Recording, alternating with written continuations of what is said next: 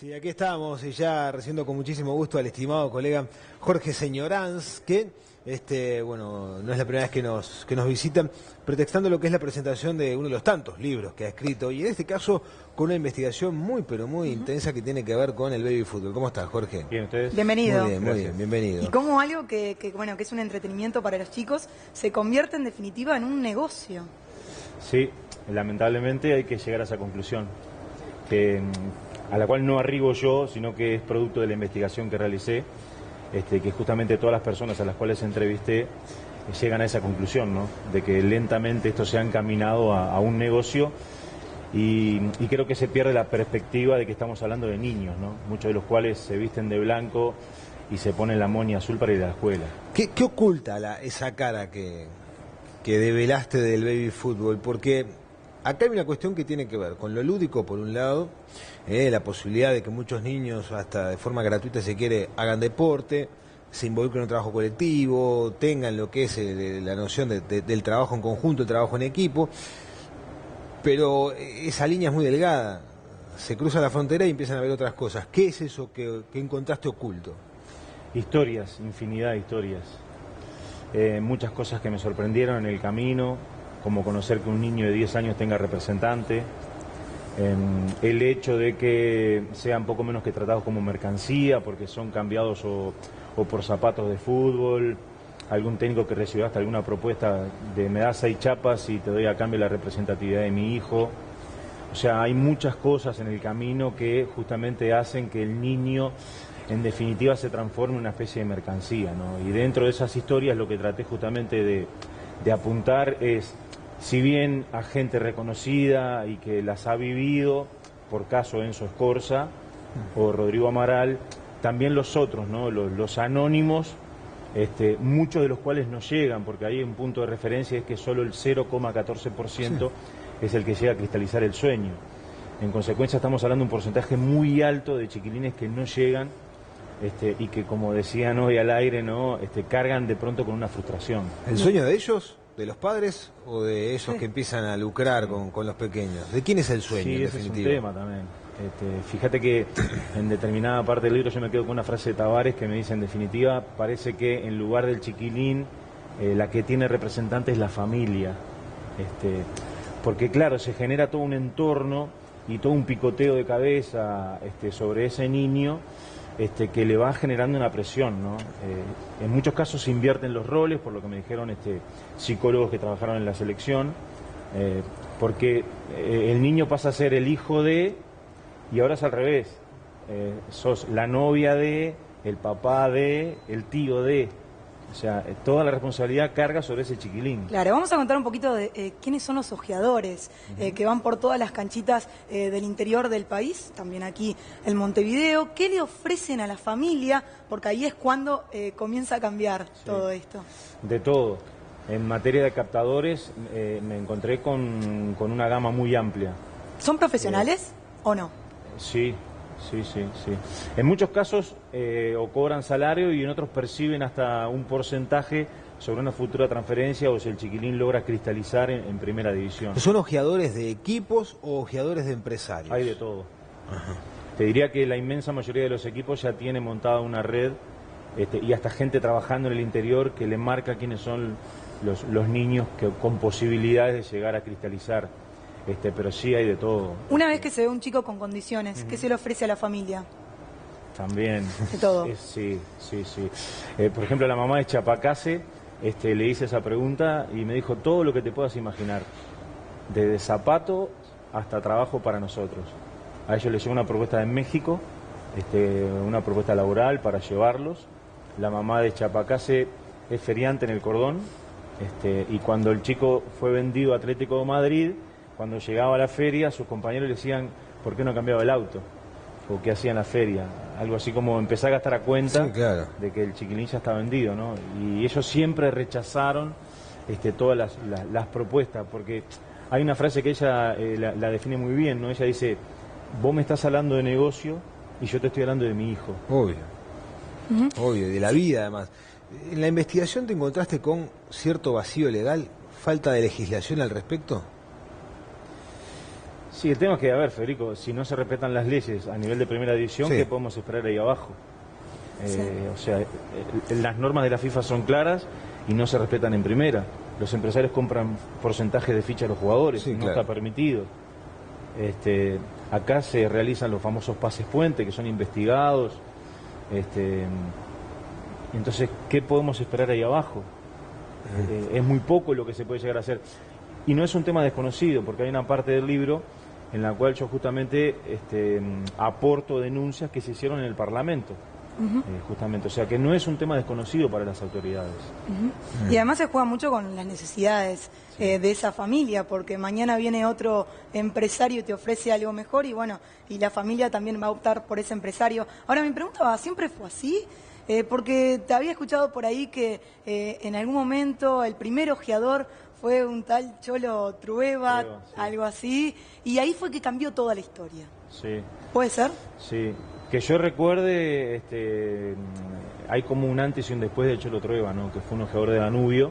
Él recorría las canchas en una bicicleta. Y bueno, cuando había un jugador con condiciones, un niño con condiciones, se arrimaba para hablar y lo invitaba a ir a Danubio, ¿no? Después se fue diversificando el tema al punto tal que hoy hay pizzeros, panaderos, porque claro, vos tenés un hijo que juega bien, de pronto no tenés la preparación adecuada y te apoyás en alguien que tal vez tenga así la educación que te pueda brindar una mano o aconsejarte en ese sentido.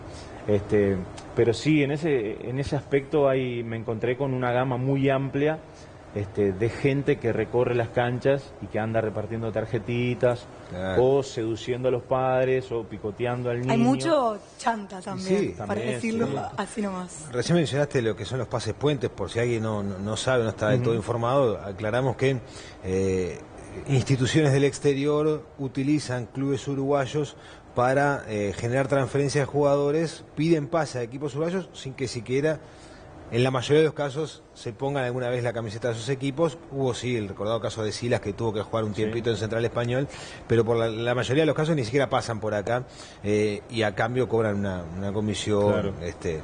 Incluso hay todo un tema de estudio de evasión impositiva, no solo aquí sino en otros países. Era para explicar un poco eso. Entre las cosas que ofrecen esta gente que se dedica a la captación de niños, estamos hablando de niños, ¿no?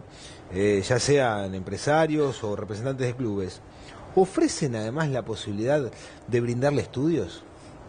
Al muro sí, ¿Eh? sí. Sí, debo admitir que hay empresas que justamente se dedican a eso.